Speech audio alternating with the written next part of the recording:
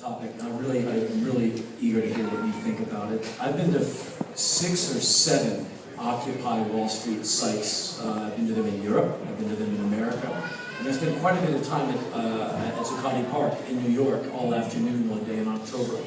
And I stood there, and people recognized me. They're talking to me, I'm talking to them, I'm talking to the cops, I'm talking to the New York Post. You know, I met everybody.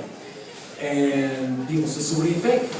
And I said, to make this really work, you need to have it shoulder to shoulder, stopping traffic all the way up to Bloomberg's condominium. It needs to be like ridiculous to Midtown, to where you just can't move, and you know, to a point where it's maybe dangerous. And otherwise, the bastards you don't like so much, and I don't like them either, they walk right around Zuccotti Park and they go to their offices and they keep beating you up. And so, what do you think about Occupy pretty much any damn county in America? I was in Saarbrücken, Germany the other day. Occupy Saarbrücken. 2 people with some tables, some information, and I walked by and talked to them, came back after dinner, they're rolling it up, we'll be back tomorrow. But, you know, and no one cares there. I mean, people were walking by, but they're doing it.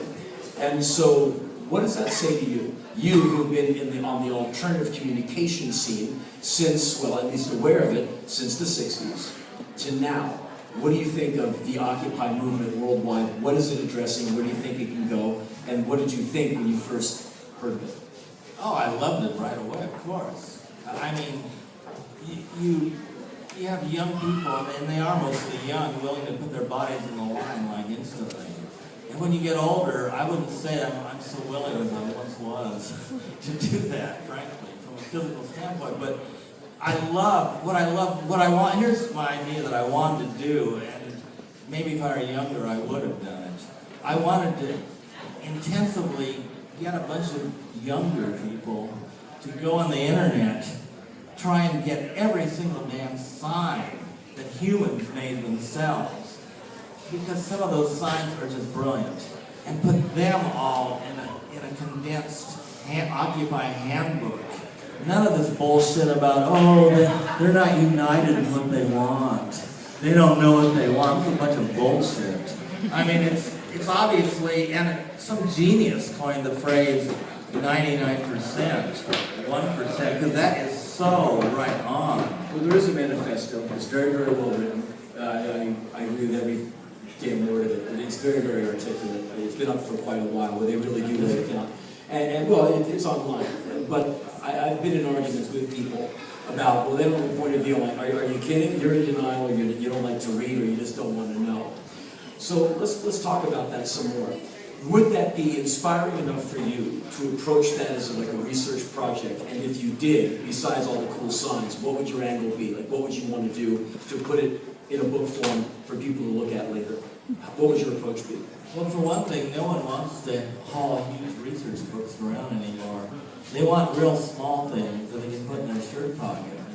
And if I had my perfect world, I would have absolutely the best distilled, witty, permanently subversive quotes in one book, all over the map, from all these Occupy people, and they're the individuals who each made their own little handmade sign, and were brave enough to go there and get photographed by Time Magazine or whoever. I have all that, all these slogans written by the people, quote unquote, and put those in a book. Because I'm kind of against having an intermediary. I mean, yeah, I'm the intermediary in a lot of my interview books, but someone has to ask the questions. But I kind of like to give maximum voice to people, and I don't give a damn if they're famous. They just, you know, they ought to say something, of course. And okay, and how about this? Let's talk about this for a second. You were financed by Ginsburg and approved by Ferlinghetti. You know, and you know Ginsburg, you've read Howl. This is one of the greatest things I think ever written by an American writer. And Allen Ginsberg is basically bemoaning the death of his America, the death of his friends, how these amazing, beautiful people are being hunted down and killed by this machine that smashes culture flat, makes everything bland and very, you know, good Christian soldier to go off and fight another stupid war. So the Beats took it in the teeth. The hippies eventually got smashed apart, you know, in the riots. Punk rockers were routinely beaten up, intimidated by cops, by rednecks, by cowboys, by on and on and on and on. Okay, so now, what do you think is the next frontier? Do you think, is this another 10 years and we're looking at this coming summer 2012, when the snow melts? What do you think is going to happen with the Occupy people? Because if it's just going to be a turf war over some park, the cops, I think, are going to trample all over the First Amendment, as they have been doing for the last several months, which gives you the right to organize peaceably, to petition your government for redress of grievances, certainly gives you freedom of speech. What do you think is going to happen? And do you see a similarity in resistance to beat culture, resistance to hippie culture, punk rock culture? Do you think there's something happening with the Occupy movement where you're seeing, again, a cycle? Well, I fervently hope that as many people as possible keep going to Occupy demonstrations and putting their bodies on the line. There's nothing like physicality to force social change. I mean, at least if those images get out there of a lot of people all over the world, occupying encampments or one day against whatever, that's what spreads the virus more. If we all stay at home and glued to our computers, I don't think anything's going to happen. These people are brave, I think, and I just hope it continues. I think it was totally intelligent of whoever to refuse to be tied to specific demands that can then be kind of logically answered, and then, been here, done that. I think it's good that it's always a mystery. Well, we don't know what they want. That bullshit that they keep saying. But it's a holding pattern, kind of. If you could pick, have all the access and all the funding you needed for the next project in 2012, what would the next research project be? Like, what's interesting to you right now that makes you throw yourself into something so headlong to produce a large body of work? Woo!